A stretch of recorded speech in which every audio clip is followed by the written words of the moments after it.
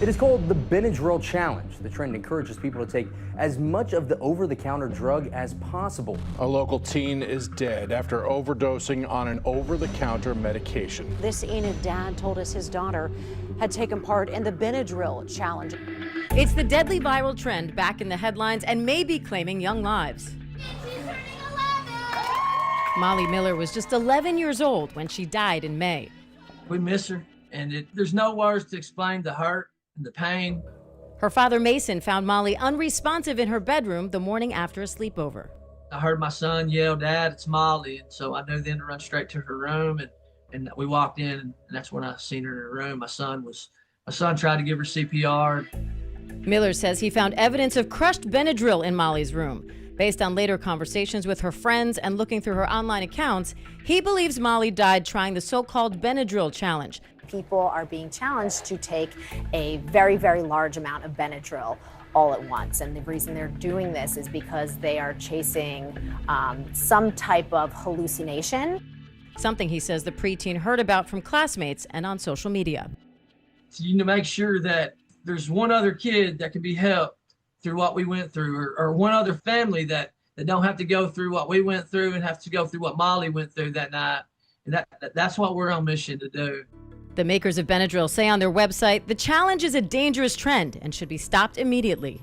Benadryl, just because it is an over-the-counter medication, does not mean that it is a totally safe medication. Benadryl is an antihistamine, and it has a lot of different side effects, especially when taken in excess. Although the challenge started 6 years ago, for the first 5 months of 2026, poison control calls related to Benadryl have nearly doubled from the same time frame a year ago.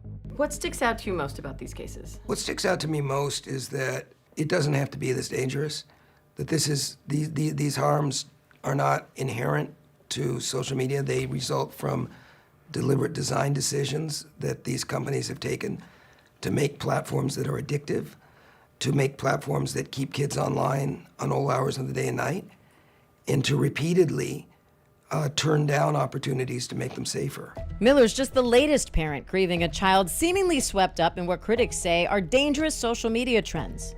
From the bizarre laundry pod challenge in 2018, teens are taking laundry detergent pods and putting them in their mouths, to the cinnamon challenge in the early 2010s.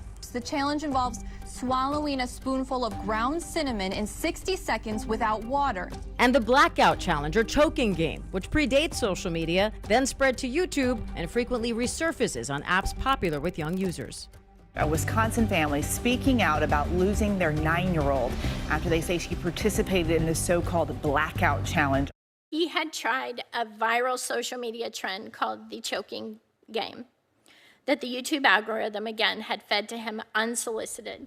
Matthew Bergman is the founder of the Social Media Victims Law Center and represents families who say their kids have been harmed by social media. Why do you think this is so prevalent and keeps happening in different forms? The challenges are a way to kind of appeal to the desire that every adolescent has for status and acclamation from their peers, and it works. It's a way that you keep kids online, and sometimes the challenges are just kind of inane, sometimes they're silly, and unfortunately, and many times they're deadly. Social media companies like TikTok say they have extensive safety measures built into their platform and detailed on their sites.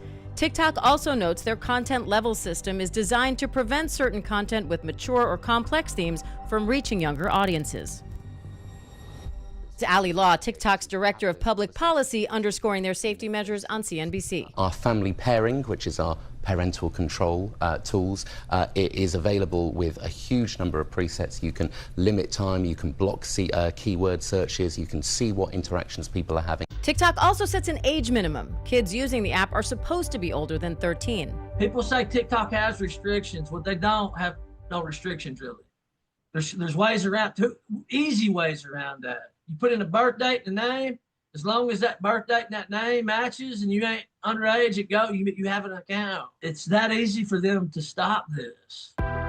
Now governments around the world are taking action. Just this week, the European Union took steps toward restricting access to social media for children under 13. Here in the U.S., parents who say their kids died from viral challenges are lobbying Congress to pass the Kids Online Safety Act. We have started a huge movement, and we aren't going anywhere until it's finished. What do you want to accomplish with these lawsuits when it comes to social media challenges? I want to never have to talk to a family that's lost a child. I want companies to have the same accountability that every other company in America has. While Molly's father waits to see if her toxicology report confirms his suspicions, he's also vowing to make meaningful change by starting a foundation in Molly's name. My daughter's life mattered, and their kids' lives matters too. And if Molly's story can cause one parent to have some difficult conversation with their child, or cause one family to recognize some sort of danger they may have missed, I'd say be engaged with them and talk to them and listen to their hearts. That's what I tell every parent that I could talk to.